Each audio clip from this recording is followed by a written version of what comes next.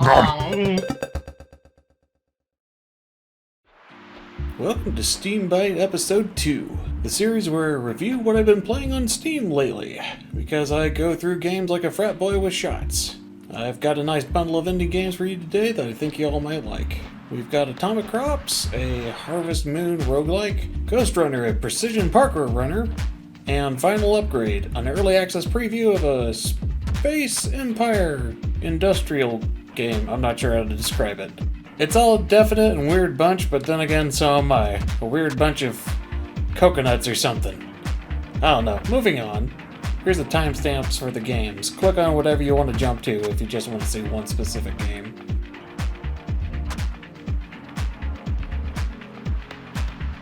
Our first game up is Atomicrops. The game begins with a fun cutscene, then it gets a bit awkward.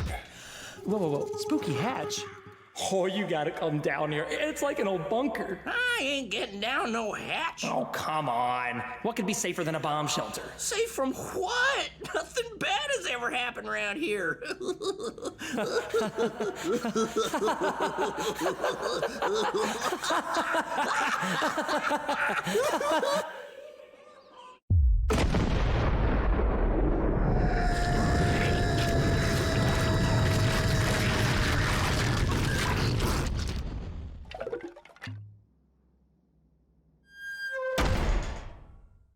Well, at least that immediately sets up the setting. You are a post-apocalyptic farmer, supposed to farm food for your village or something. I say this because I wasn't even aware there was a town for me when I began. I just assumed everybody died in the apocalypse. But nope, folks are mutated now, just like the crops and everything else in the wild. And the folks of this town are hungry too, relying on you for food. The game has a very vibrant and bouncy pixel style to it, which is also suited by the bouncy folk soundtrack as well.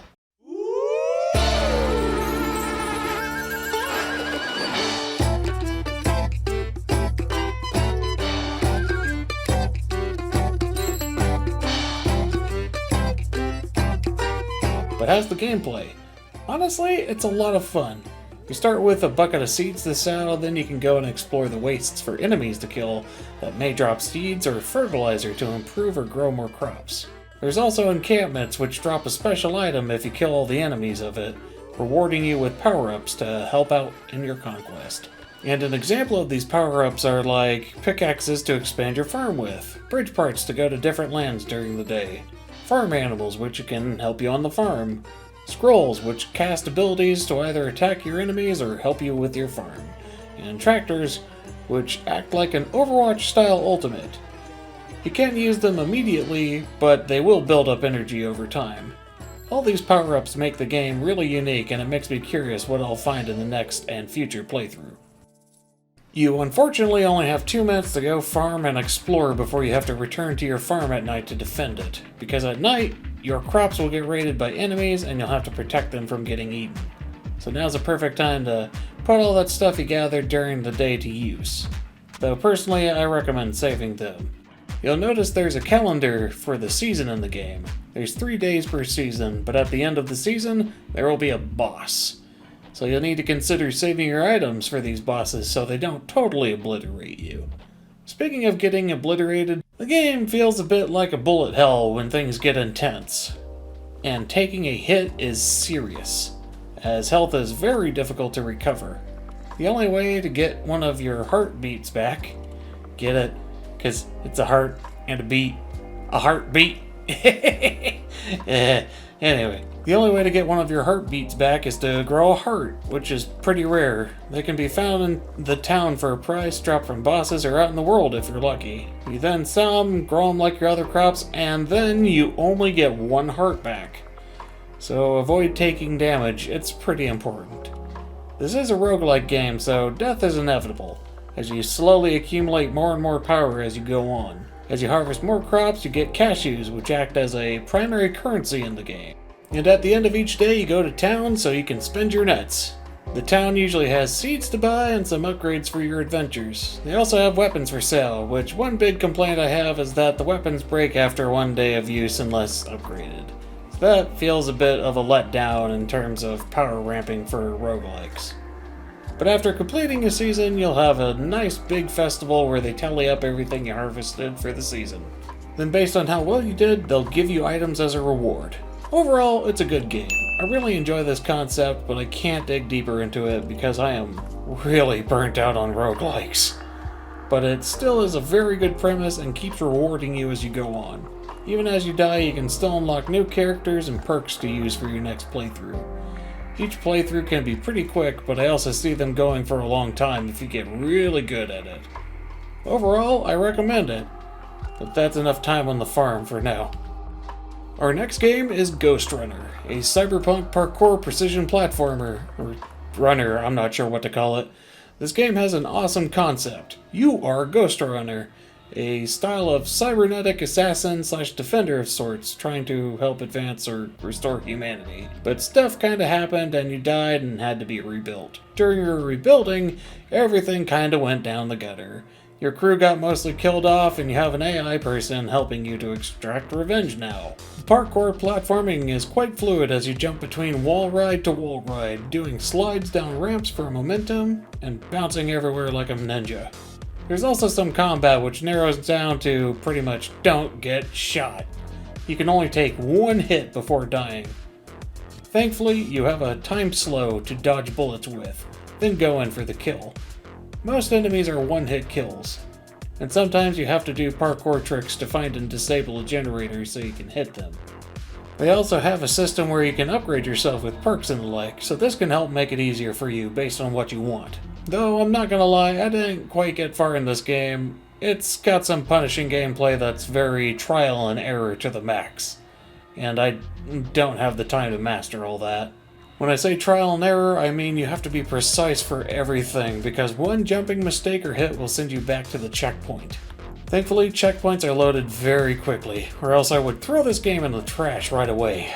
Because imagine doing a 10 to 30 second load every time you died after only playing for 3 seconds. So kudos to them streamlining that process and making it milliseconds before you could try again.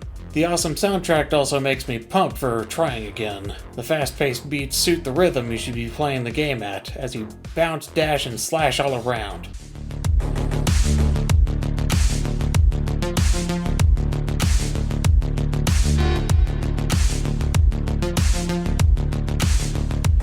Though I tend to be a slower-paced player. I would often slow down to try and figure out where I was supposed to go, because sometimes it isn't clear to me immediately.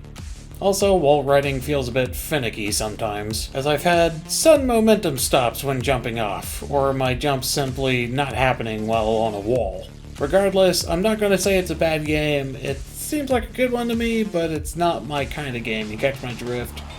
So personally, I'm probably just going to give it a meh rating, sort of a neutral. I don't feel personally skilled enough to judge it properly. It was generally a fun time, but I got a hand cramp when trying to play it, and I would probably recommend maybe a controller to feel a bit more comfortable. I worry I'm getting a bit too old for these kinds of games, so if this game seems like something that'd be up your alley, I humbly suggest you try it. I can tell the speedrunning community is going to have a fun time with this one. There's also this sweet moment of ecstasy you get when you seamlessly glide, dash, and kill all enemies in the area, making it feel like a badass ninja. But alas, I am a fat pirate and I have a vast hatred for these fast ninjas. Yar me hearty.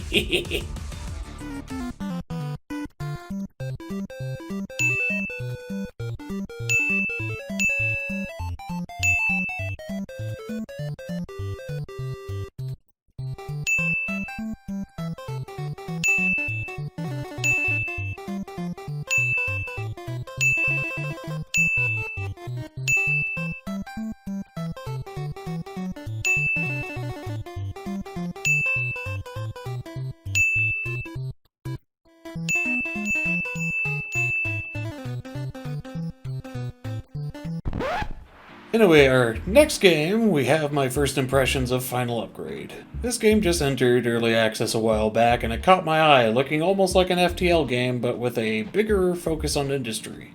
It's definitely more of a 4X genre kind of game as you start small and begin to expand across the stars. But this game really hooked me. The This game ended up being like a Space Empire Factorio to a degree, to put it bluntly. Because you could build ships that would automatically mine, then come drop off that ore to be refined at a station, then that trade ship could come by, pick up that product, move it to another factory for another item in the production chain. It starts simple, but then it gets a little bit complex as you advance.